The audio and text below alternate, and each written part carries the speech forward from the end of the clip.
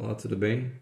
Meu nome é Francisco Pacheco, eu sou psicólogo e hoje eu gostaria de falar um pouquinho sobre coronavírus, isolamento social, quarentena, enfim, todo esse assunto que a gente tem falado e tem ouvido tão constantemente na mídia e, enfim, em todos os lugares, porque é uma situação nova que está afetando todo mundo.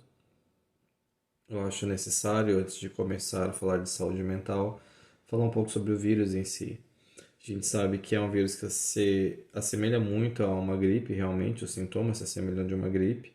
A gente sabe que a maioria da população vai passar ah, pelo contágio e esse contágio realmente, os sintomas serão parecidos como uma gripe, talvez um pouco mais severa, né? E os sintomas variam também, né? Algumas pessoas apresentam coriza, outras tosse, outras febre, dores pelo corpo, muito cansaço, falta de ar. Algumas pessoas apresentam mais de um sintoma ou, enfim, sintomas combinados. E a gente sabe também que existe uma outra parcela da população que vai ser infectada e que vai apresentar não uma melhora, né, no decorrer de 2 semanas, mas vai apresentar uma piora. E essas pessoas que apresentarem uma piora, elas vão precisar ser hospitalizadas. Muitas dessas que forem hospitalizadas vão precisar ir para uma unidade de terapia intensiva, vão precisar fazer uso de um ventilador mecânico e uma grande parte não vai resistir e vai vir a óbito. A gente sabe também que esse vírus ele tem uma velocidade de contágio muito grande, ele se espalha muito rapidamente. Embora a taxa de mortalidade não seja tão alta, a velocidade com a qual ele se espalha faz com que o número de pessoas doentes seja muito grande. E quando o número de pessoas doentes é muito grande, a gente não tem, o sistema de saúde não é preparado para receber as pessoas que precisam dessa hospitalização, desses cuidados médicos.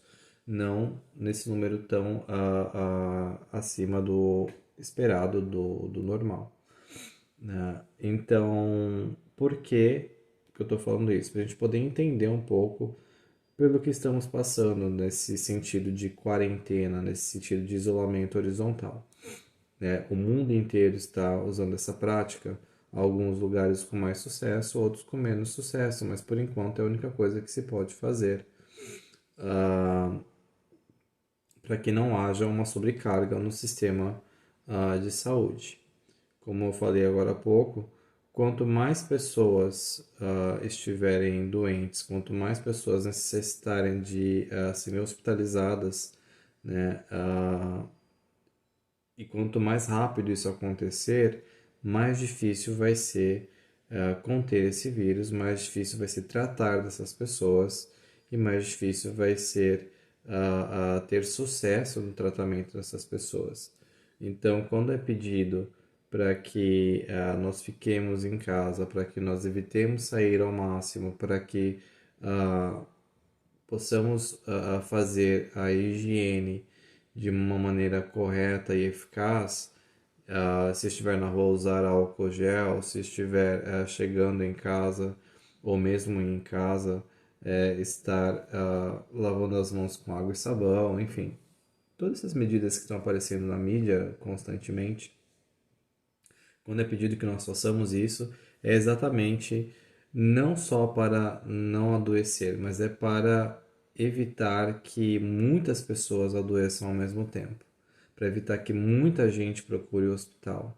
Porque se muita gente procurar o hospital, não vai ter vaga para todo mundo. O sistema realmente entra em colapso e aí as pessoas vão morrer nos corredores, vão morrer em casa, vão morrer esperando uma ajuda que simplesmente não vai estar ali, porque tem muita gente precisando ao mesmo tempo. A gente está vendo isso acontecendo no mundo inteiro e não vai ser diferente, não está sendo diferente no Brasil.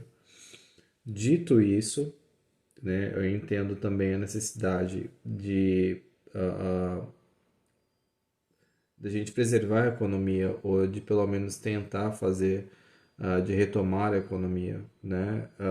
Quando eu digo economia, não estou nem pensando nas indústrias, enfim, eu estou falando no dia a dia do trabalhador mesmo, aquele que depende do seu esforço diário para estar alimentando sua família, pagando seu aluguel, enfim. É difícil, é complicado. Existe aquela máxima que a gente precisa trabalhar realmente, a gente precisa comer, mas morto também não come. Então, são dilemas que a gente passa, né? Mas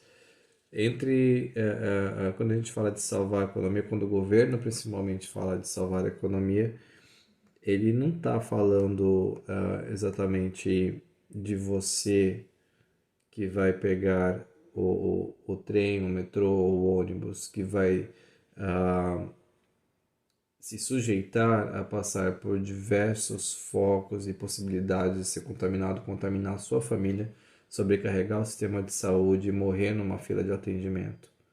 Ele está falando de salvar grandes empresas, ele está falando de salvar pessoas que têm como se virar, realmente. E o governo parece que não está levando em consideração as vidas das pessoas, infelizmente. Parece meio politizado, mas essa é uma realidade que a gente está vivendo, essa é uma realidade que está acontecendo. E não tem como falar em quarentena e falar em saúde mental sem mencionar o cenário político que a gente está vivendo.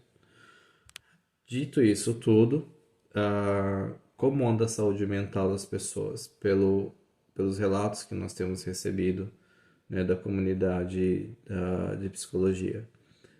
Nota-se um aumento muito grande nos transtornos, nos relatos, né, sobre transtornos de ansiedade, sobre transtornos alimentares e sobre quadros de depressão.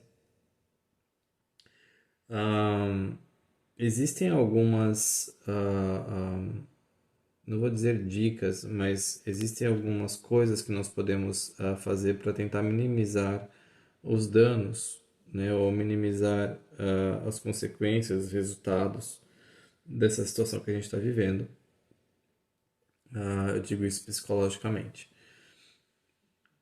É muito complicado ter ansiedade, é muito complicado sofrer de ansiedade, de depressão, enfim. Eu sei que a ansiedade, para mim, não só como profissional, mas como uma pessoa que já sofreu bastante de ansiedade, ela é uma coisa terrível, porque é uma sensação de quase morte constante. É falta de ar, é tontura, é incapacidade, é um medo que você não sabe de onde vem, nem de por que vem. Ah, Enfim, é muito complicado. A depressão, a mesma coisa, né? É uma falta de esperança, uma falta de possibilidades novas, né? Muitas vezes você não entende por quê, muitas vezes a pessoa se sente culpada por estar se sentindo daquela maneira, se sente muito sozinha, incapaz de lutar contra esses sentimentos e realmente é complicado. Primeira dica que eu dou, o primeiro pensamento que me ocorre é o seguinte: se você já tem um quadro de depressão pré-existente, se você já tem um quadro de ansiedade, de pânico pré-existente, e se você faz tratamento medicamentoso, não pare com essa medicação. Não pare de tomar o seu remedinho. Continue se tratando. Continue se consultando com o seu psiquiatra. Continue a sua terapia com o seu psicólogo. Dá para fazer sua terapia online, né? Já não é algo tão novo. Caso você sinta necessidade, né, de procurar ajuda, procure ajuda. Se você não tem um caso de ansiedade pré-existente ou sintomas de depressão pré-existentes estão surgindo agora, procure ajuda, procure um psicólogo, procure um médico psiquiatra. Se você não se sente confortável ainda em conversar com um psiquiatra ou um psicólogo, liga no CVV, tá? Para você ter uma escuta qualificada. O CVV é um canal muito bom para você ter uma escuta qualificada, né? Esse tipo de problemas de saúde mental que todos nós temos, ele não se resolve numa conversa com um amigo ou com uma amiga, tá? Você pode encontrar algum alívio momentâneo, mas não numa conversa de colegas ou de comadres ou de amigos ou de amigas que você vai encontrar algum tipo de alívio ou tratamento para esses sintomas. Então, fale com um profissional. Coisas sobre a pandemia, o dia a dia, que tem me ajudado a lidar com a ansiedade. e que eu vejo também que ajuda algumas pessoas, pelo menos segundo os relatos. A gente é legal evitar essa enxurrada de informações. Como é que funciona isso? Bom, esses dias eu vi, acho que foi o Karnal falando que as informações, quando elas são acuradas, quando são verdadeiras, elas não fazem mal. Eu discordo, eu acho que faz mal a partir do momento que você está de mãos atadas e não pode fazer muita coisa a respeito, e aquilo impacta a sua vida. Então, por exemplo, a gente sabe que tem uma pandemia acontecendo, a gente sabe que tem pessoas morrendo, a gente sabe que o contágio é fácil e está ocorrendo, a gente sabe que o nosso governo está bem perdido ao lidar com a situação. O que que eu posso fazer? Eu posso cuidar de mim e da minha família. Eu posso cuidar da higienização do local onde eu me encontro e das pessoas com as quais eu convivo. Eu posso tentar evitar sair ao máximo na rua. Eu posso tentar evitar lugares que tenham aglomeração. Posso procurar fontes confiáveis de informação, mas não tão frequentemente também. Né? Por que não tão frequentemente? Porque você vai, toda vez que liga uma televisão, que procura um noticiário, você vai estar vendo fotos de pessoas doentes, números de mortos, números de contagiados, sintomas que pioram, isso e aquilo.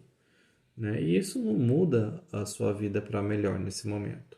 Isso não te dá uma sensação de segurança, né? Que é o mínimo que a gente precisa sentir agora, é um pouco seguros. A gente precisa olhar a nossa volta e conseguir desfrutar do que a gente tem ao nosso redor, né? Digo, na sua casa, no seu convívio com seus familiares, enfim.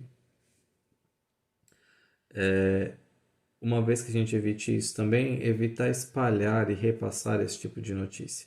É muito importante isso. Aquelas notícias que chegam no WhatsApp que você não tem certeza da origem delas, se são fatos realmente ou se são boatos, não passa adiante. E mesmo que sejam fatos, né?